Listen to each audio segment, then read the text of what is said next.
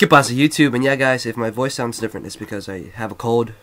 With that said, for those of you who did not see the the video that I uploaded yesterday, which was a video pertaining to my uploads that I will be doing this summer, make sure to go check that out. And with that, today's battle is against GreenScrafty. It was an RU battle. Not sure if he uploads or not, but his channel link will be down in the description, so make sure to go check him out. And with that, here's the team preview. Now, there's not really too many things on his team that scare me besides the Gallade and the Crawdont. Now, I know Crawdont is rarely seen in RU, but it is a big threat, seeing as it does have adaptability, stab, crunch, and waterfall, and most tend to be sub-Dragon Dance, so I'll have to watch out for that. Then the Gallade, barring that he's not sub-bulk up, should be dealable with, but if he is sub-bulk up, then I could be in a bit of a world of trouble. Besides that, most of his team is pretty easy to deal with, but let's see just how the battle went, and let's get right into it.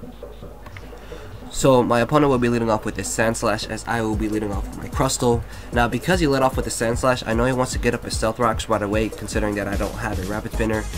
But then again, my team isn't weak to Stealth Rocks, so it's really not that big of an issue as I get up my layer of Spikes, and I'm going to go for the Stealth Rocks the following turn. I also could have done it Stealth Rocks then Spikes, but it's not that big of a deal. Now, because I do have two forms of entry hazards up, I think he wants to go for the Rapid Spin, so I'm actually going to switch out into my Cofagrigus, but he makes a safe play and actually goes for the Stone Edge.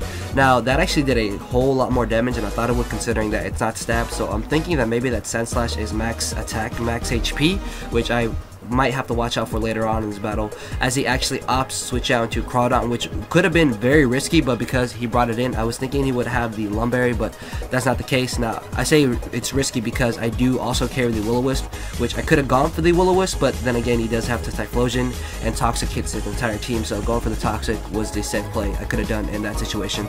As I'm going to switch out into my Rotom. Now, because I am Jolly Scarf, not Jolly Scarf, sorry, but I am Timid Scarf, I know I will easily be able to outspeed this Crawdont and go for the Volt Switch. Unfortunately for me, he will be able to get Switch Initiative, but that's not that big of an issue, seeing as I can pretty much deal with most of his team, as I just go back out into my Crustle and he goes back out into a Sandslash. Now, the reason why I went out to my Crustle is because I want to bait in his Sandslash so I can just get that extra residual entry hazard damage up on it. Because at the time, right now, there's not really anything I can one-hit KO him with unless I switch out into my Rotom, which can be a bit risky, seeing as he can just freely Rapid Spin.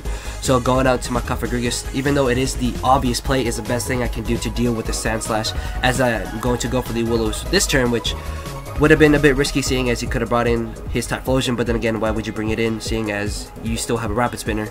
I mean, he still has a Rapid Spinner, which can spin away the rocks and spikes. That way, the Typhlosion doesn't have to take any extra entry hazard damage. So, I should have gone for the Toxic again, but oh well, hindsight is 2020. As the following turn, I don't want to take a Shadow Ball or a possible Shadow Sneak to the face, so I'm just going to switch into my Crustle basically as Death Fodder, but he actually ends up going for the Will-O-Wisp, which, you know what, is fine by me because this is my own custom set I was about to say custom set Russell. My own custom set Crustle, because I am actually a Resto Chesto variant, which means the following turn I will be able to go for the rest. Now, I was actually surprised that I outsped this Dusknoir, seeing as Crustle is very, very fucking slow, but I guess it's not slower than Dusknoir, and I will be able to wake up thanks to my Chesto Berry, bringing me back up to Sturdy as it goes through the Earthquake, and I believe this is actually neutral, which is why that didn't do a lot of damage. That and Crustle do have very good defenses, so the following turn I'm actually going to go for the Rock Blast when I should have gone for another layer of Spikes, seeing as Rock Blast wouldn't have done anything to the Dusknoir besides just try to willow it down with the extra burn damage, but I think the Spikes would have helped me better out on the long run of the battle, but oh well, that's not that big of an issue, as he actually opts to bring in the Sandslash, which is fine by me because I'm just trying to get as much damage on this thing as possible. So I'm going to make the obvious switch back out to my Cofagrigus, as this turn he actually does go for the Rapid Spin, which, you know what, actually benefits me because the following turn I will be able to just hit him with Nightshades, hopefully bring him down to a point where if he does want to opt to switch out again, he will die off from the entry hazards. And there you saw that I do carry the Nightshade now. I think I coughed up a lung, guys. Sorry, I had to stop the narration. But yeah, the reason why I carry Nightshade is because back in the days when Honchkrow used to be an RU, a Shadow Ball would not break a Honchkrow substitute. So that's why I actually used to carry Nightshade. So he's going to finish me off with one final Earthquake. Now, because the Sandslash is at that low amount of HP, I know I can freely bring in whatever I want to, maybe even KO it or maybe even scare him out. As I said, I'm hoping that he will die off to the next switch in of the entry hazards, as I'm just going to go for the very obvious Leaf Storm, which was a bit dumb on my part. What I should have done was gone for the Hidden Power Ice or Hidden Power Fire. I'm not too sure which one I carry, because at that amount of HP, I would have been able to take out the Sandslash, and then I might have been able to take out the Sceptile. But, oh well, it's not that big of a deal.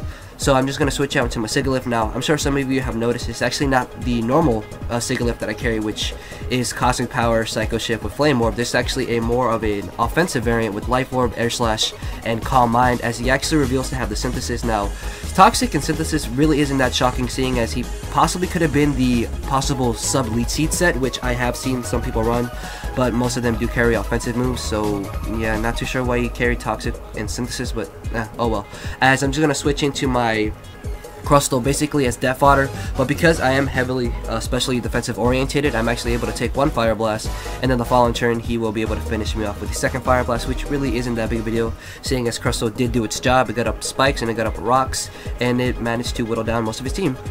So I'm going to switch out into my Lantern now. I know I have bashed Lantern in the past, saying that it sucks, that it's no good, but I decided to give it a try, and it actually did save me, seeing as it's the real only thing that I have to deal with the Typhlosion, which is just great, as he actually opts to bring in his Dusknoir.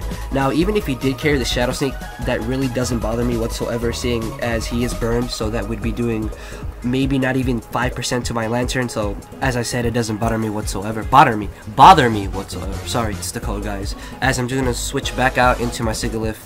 Now, as I said earlier, this is more of an offensive variant. Now, I do carry the Air Slash as you saw, but I don't want to go for the Air Slash and possibly risk it missing, because knowing my luck, I would have missed Air Slash. He would have hit his Stone Edge and he would have crit me above that. So yeah, I just went for the safe hitting power as he brings back in his Typhlosion. Now, I'm just going to switch out into my Buffalon basically as death fodder, when maybe I should have switched into my Lantern, but I didn't want to take the extra damage. Then again, he also could have predicted that and gone for the hidden power grass, so basically switching out to my Buffalon was the safest play I could have done in that situation, as he did unfortunately miss his first Fire Blast, but as you'll see in a few seconds or a minute or so, that really doesn't end up mattering too much in the long run of the battle, as I'm able to finish him off with the second Earthquake, as I've actually lived a Fire Blast. Now, I'm not too sure if he was in Blaze range, but if he was, then holy crap, Buffalon, you're a fucking monster, as he brings in the Gallade, and it actually turns out to be a Sword Stance variant, which is fine by me, as I'm able to get off a little bit more damage with the Earthquake, and it's just going to finish me off with the Drain Punch. Now, yes, if he had killed me off a Fire Blast, I would have not got that Earthquake damage off, but as you'll see in a second, I'm going to switch out into my Rotom. Now, if I had not got off the Earthquake, and if he had KO'd my Buffalon, I would have just gone for Leaf Storm. Then when he finished me off with a possible Drain Punch, I could have easily just gone out into my Sigilyph and finished him off with a super effective stab, Life Orb boosted Air Slash. So yeah, in the long run of the battle, the Fire Blast miss didn't matter whatsoever. And that, I believe, was a 2-0 or 3-0 victory in my favor. So guys, make sure to click the like button, make sure to leave a comment, and fuck, I need to get some medicine for this cold. So yeah, later.